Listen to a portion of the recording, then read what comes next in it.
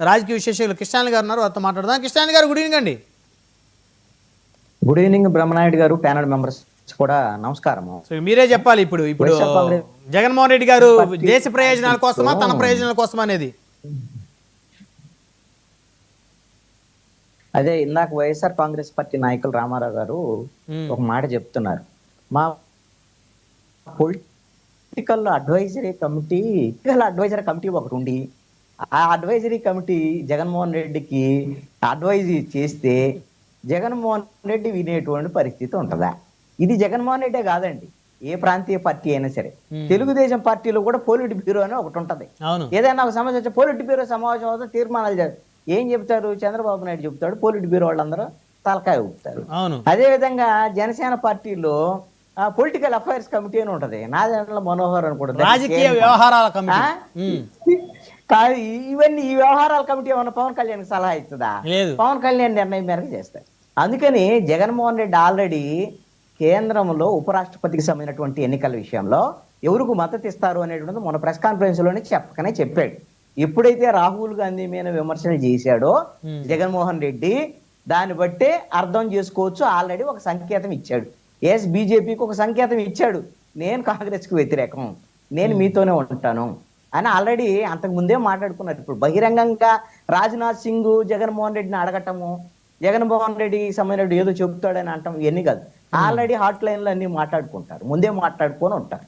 ముందు మాట్లాడుకుంటారే జగన్మోహన్ రెడ్డి రాహుల్ గాంధీ మీద ఆ వ్యాఖ్యలు చేశారు అనేటువంటి.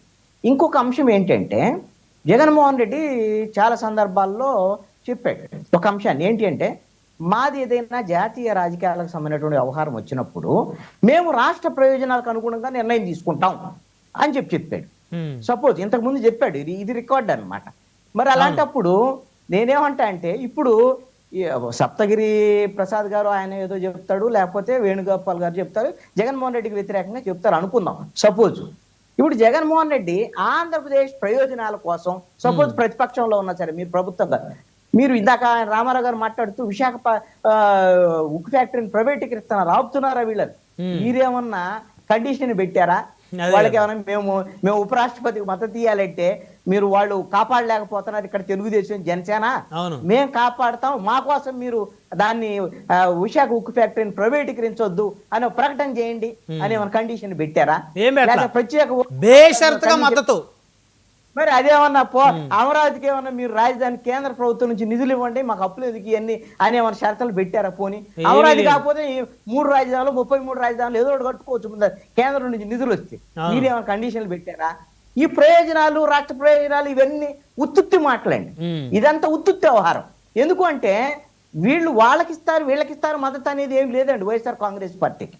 మీరు గమనించండి, నాకేదో మేము కాంగ్రెస్ కు వ్యతిరేకంగా మేము తయారైనటువంటి పార్టీ, కాంగ్రెస్ కు వ్యతిరేకంగా పుట్టినటువంటి పార్టీ అని చెప్పారు కదా. ప్రణబ్ ముఖర్జీ రాష్ట్రపతిగా పోటీ చేసినప్పుడు కాంగ్రెస్ పార్టీకి, మీరు యూపీఏకి కాంగ్రెస్ పార్టీ అభ్యర్థికి వైఎస్ఆర్ కాంగ్రెస్ పార్టీ మద్దతు ఇచ్చిందా ఇవ్వలేదా? అప్పుడు జగన్మోహన్ రెడ్డి గారు జైల్లో ఉన్నట్టున్నారు కదా కృష్ణాని గారు. ఎక్కడుంటే ఏమైందండి, జైల్లో ఉన్నాడు కాబట్టే వాళ్ళ అవసరం ఉంది ఆ రోజు. అందుకని అడుగుతున్నా నేను, జగన్మోహన్ రెడ్డి గారు అప్పుడు జైల్లో ఉన్నారు కదా, అందుకనే మద్దతు ఇచ్చారు. ఎప్పుడు అవసరమైందండి ఈ ప్రయోజనాలు, ఇది పైకి మాత్రం ఏం చెబుతారు ముసుగు, రాష్ట్ర ప్రయోజనాలు రాష్ట్ర ప్రయోజనాలు. నీ సొంత ప్రయోజనాలు కావాలా, రాజకీయ ప్రయోజనాలు కావాలా, దీనికోసం ఈ రోజున మద్దతు ఇస్తున్నారు. ఇది వాళ్ళు ఎలాగ ఒప్పుకోలేరు. రామారావు గారు చెప్పలేడు కదా. అందుకని ఇప్పుడు ఆయన రాష్ట్ర ప్రయోజనాలు అలా జాతీయ ప్రయోజనాలు అన్నాడు. ఆయన ఆ జాతీయ ప్రయోజనాలు ఏమైనా దేశాన్ని కాపాడటానికి ఏమైనా ఇది చేస్తున్నాడు కానీ అది వేరే అంశము. ఇక రెండో అంశానికి వద్దామండి. సపోజు ఇప్పుడు సప్తగిరి ప్రసాద్ గారు, అదేవిధంగా వేణుగోపాల్ గారు, సప్తగిరి ప్రసాద్ గారు చాలా క్లారిటీగా చెప్పారు. ఏంటంటే ఆయన మీద కేసులు ఉన్నాయి, ఆయన కాపాడుకోవటం కోసం, లేకపోతే అవినాష్ రెడ్డిని కాపాడుకోవడం కోసం ఏదో చేస్తున్నాడు, లేకపోతే పార్టీ చీలిపోయింది. నేనేం అడుగుతానంటే, సప్తగిరి ప్రసాద్ గారికి ఒక క్లారిటీ ఉందిగా, జగన్మోహన్ రెడ్డిని అరెస్ట్ చేయకుండా కాపాడతారనేటువంటి ధైర్యం జగన్మోహన్ రెడ్డికి ఉంది. కాబట్టి కాపాడతారని ఇప్పుడు ఆయన ఉపరాష్ట్రపతికి మద్దతు ఇస్తున్నాడు. చెబుతున్నారు కదా, చకచకా దర్యాప్తు అంతా ఏమైపోయింది. ఇంక ఇప్పుడు దర్యాప్తు చేసి ఏం చేసినా సరే ఆయన ఆల్రెడీ యా మీ దగ్గర కొద్దిగా టెక్నికల్ ఇష్యూ వస్తుంది కృష్ణాయిల్ గారు, మీ వాయిస్ కట్ అవుతుంది. ఒకసారి సిగ్నల్ చెక్ చేసుకోండి సార్. బీజేపీ వాళ్ళతో మద్దతు ఇచ్చి బీజేపీ వాళ్ళతో అంటగాగేటువంటి పరిస్థితి ఉండే బీజేపీ వాళ్ళ బీజేపీ గిన కాపాడేటువంటి పరిస్థితి ఈ రోజున ఉన్నప్పుడు, అలాంటప్పుడు మరి ఇంకా జగన్మోహన్ రెడ్డిని మీరు ఎలా అరెస్ట్ చేయగలుగుతారు? జగన్మోహన్ రెడ్డి మీద మీరు ఎలా చర్యలు తీసుకోగలుగుతారు? చర్యలు తీసుకోలేరు కదా. ఇది ఇంకొక అంశం. తెలుగుదేశం పార్టీ వాళ్ళకి, జనసేన వాళ్ళని నేను అడిగే ప్రశ్న ఏంటంటే, అయ్యా మీరు ఎన్డీఏలో భాగస్వాములేగా, ఇది ఒక అంశం. ఏంటి అని అంటే అసలు ఎన్డీఏ సమావేశం పెట్టారా? ఎన్డీఏ సమావేశం పెట్టి అనౌన్స్ చేశారా? ఆయన ఆర్ఎస్ఎస్ లో చేశాడా, బీజేపీ, ఇవన్నీ సెకండరీ, ఎవరు సంబంధం లేదు, వాళ్ళు అనౌన్స్ చేశారు. సరే, ఇప్పుడు వేణుగోపాల్ గారు చెప్పారు మా ఎన్డీఏ అభ్యర్థి కాబట్టి మేమేం చేస్తామంటే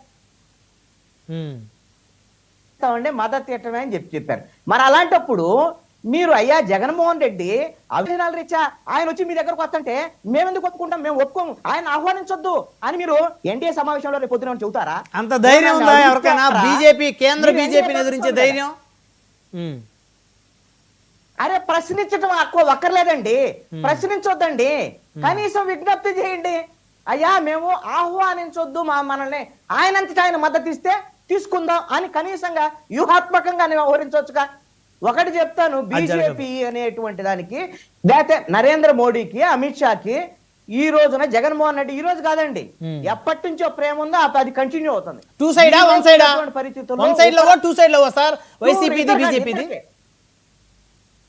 ఏమండి, బీజేపీ వైఎస్ఆర్ కాంగ్రెస్ పార్టీ ఆ ఇద్దరు అవిభక్త కవలలో, వాళ్ళని విభజించడం అనేది ఎవ్వడం వల్ల కాదు. ఈ రోజున తెలుగుదేశం పార్టీ జనసేనతో బీజేపీ పొత్తులో ఉందంటే రాజకీయ అవసరాల కోసమే.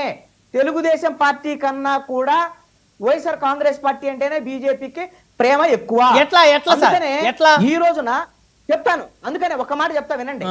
అందుకనే ఉపరాష్ట్రపతి అభ్యర్థికి, ఎన్డీఏ అభ్యర్థికి అసలు వైఎస్ఆర్ కాంగ్రెస్ పార్టీ మద్దతు ఇవ్వకపోయినా గెలిచిందండి. మద్దతే అవసరం లేదు, అడగవసరం కూడా లేదు. మరి ఎందుకు మద్దతు తీసుకుంటున్నారు అంటే మనోడు మనకు మద్దతు ఇస్తున్నాడు కాబట్టి రేపు పొద్దున ప్రపోజల్ వారానికి ఒకసారి వస్తున్నారు కదా చంద్రబాబు నాయుడు, నారా లోకేష్ వెళ్ళి మాకు ఎప్పుడు జగన్మోహన్ రెడ్డి అరెస్ట్ ఎప్పుడు సార్, అమిత్ షా లేకపోతే నరేంద్ర మోడీని అడుగుతున్నారు కదా వీళ్ళు. ఇప్పుడు వాడు మనోడే కదయ్యా, ఇది త్రిపుల్ ఇంజిన్ సర్కారు. మీకు అర్థం కావట్లేదా? మనకు ఉపరాష్ట్రపతి అభ్యర్థి మనకు మద్దతు ఇస్తే అరెస్ట్ తప్పేదని చెప్పి ఇంక వేరేది మీరు హాయిగా వెళ్ళి అక్కడ ఇక్కడ ఇంకోటి కూడా కిషాన్ గారు, ఎవరు మాతో వచ్చినా రాపోయినా జగన్మోహన్ రెడ్డి మాతో రావడానికి సిద్ధంగా ఉన్నాడు అనే ఇంకొక ఇండికేషన్ కూడా అది ఆల్రెడీ ఎప్పుడో ఇచ్చారండి. ఇప్పుడు దాకా మమ్మల్ని ఎవరు బెదిరించలేరు అని ఇండికేషన్ ఇచ్చినట్టు ఇప్పుడు అమరావతికి వెళ్ళండి. అదే విధంగా పవన్ కళ్యాణ్, అదే విధంగా చంద్రబాబు నాయుడు, నారా లోకేష్, జగన్మోహన్ రెడ్డి మీద విమర్శలు చేయండి, జగన్మోహన్ రెడ్డి మీద విమర్శలు చేస్తాడు. కానీ ఢిల్లీకి వచ్చేసరికల్లా మనమందరం ఒకటే, త్రిపుల్ ఇంజిన్ సర్కార్ కాబట్టి మనోడే జాగ్రత్త, మీరు కేసులు పెడుతూ ఉండండి, మేము కాపాడుతూ ఉంటాం. కాబట్టి ఇదంతా మనం ఇది చేద్దాం అనేటువంటి దాని మీద జనం చెవుల్లో ఆంధ్రప్రదేశ్ ప్రజలు ఎవరైతే ఓట్లు వేశారో బీజేపీకి వ్యతిరేకంగా వేసినటువంటి ప్రతి ఓటు అన్ని పార్టీలకు వేసిన ఓట్లన్నీ బీజేపీకే వెళ్ళిపోయాయి. త్రిపుల్ ఇంజిన్ సర్కారు భారతదేశంలో మిగతా చోట్ల బీజేపీ పాలిత రాష్ట్రాల్లోనూ వాళ్ళ మిత్రుల పాలిత రాష్ట్రాల్లో డబుల్ ఇంజిన్ సర్కార్ ఉంది. ఆంధ్రప్రదేశ్ లో 2014 నుంచి 19 వరకు లేదా 19 నుంచి 24 వరకు త్రిపుల్ ఇంజిన్ సర్కారే. తెలుగుదేశం పార్టీ మాత్రం బీజేపీని ఎప్పుడన్నా వ్యతిరేకించారు? 2019 నుంచి 24 తెలుగుదేశం పార్టీ విమర్శించిందా? వాళ్ళు కూడా రాష్ట్రపతి అభ్యర్థికి చంద్రబాబు నాయుడు గారి నాయకత్వంలో బీజేపీకి ఇచ్చారు కదా. ఒక చేయెత్తమంటే రెండు చేతులు ఎత్తేటువంటి భయంలో ఉన్నారు. ఈ విధమైనటువంటి త్రిపుల్ ఇంజిన్ సర్కార్ ఈ రోజున బీజేపీ అంటే అందరూ సుచ్చుబోచుకునేటువంటి పరిస్థితుల్లో ఈ రోజున ఈ రాజకీయ నాయకులు ఉన్నారు. వీళ్ళని నమ్మి వీళ్ళేదో పోట్లాడుకున్నారు, ఏదేదో మేము చకచక్కా దర్యాప్తు చేస్తున్నాం, జగన్మోహన్ రెడ్డిని అరెస్ట్ చేస్తాం, భారతీయుని అరెస్ట్ చేస్తాం అని అంటే నమ్మే వాళ్ళు ఇక్కడ ఎవ్వరూ లేరు. అలాంటి ఈ దెబ్బతో తేలిపోయిందండి కృష్ణాయిల్ గారు, ఈ ఉపరాష్ట్రపతి ఎన్నికతో తేలిపోయింది. ఎప్పుడో తేలిపోయింది. నాలాంటి వాళ్ళు చెబితే వీళ్ళు ఒప్పుకోరు, వీళ్ళందరూ నాలాంటి వాడి మీద దాడి చేస్తారు. ఇవన్నీ ఒకే తాను మొక్కలు. బీజేపీ, తెలుగుదేశము, జనసేన, వైఎస్ఆర్ కాంగ్రెస్ పార్టీ అన్ని ఒకే తాను ముక్కలు. తెలుగుదేశం పార్టీకి మద్దతు ఇచ్చేటువంటి విధంగా ఆంధ్రప్రదేశ్ లో కాంగ్రెస్ పార్టీ. అప్పుడు ఇప్పుడు ఏం చేయాలో తెలుసా కృష్ణాని గారు, ప్యానల్లో ఉన్నటువంటి రామారావు గారు, అదేవిధంగా వేణుగోపాల్ గారు, అదేవిధంగా తెలుగుదేశం సప్తగిరి ప్రసాద్ గారు, వీళ్ళు ముగ్గురు కలిసి మీ మీద వీళ్ళ ముగ్గురు కలిసి మీ మీద మాటలు దాడి చేయాలి. ముగ్గురు ఒకటే ఇప్పుడు ఈ కాన్సెప్ట్ జరిగేది అదేనండి. ఇప్పుడు వాళ్ళు ముగ్గురు ఒకటే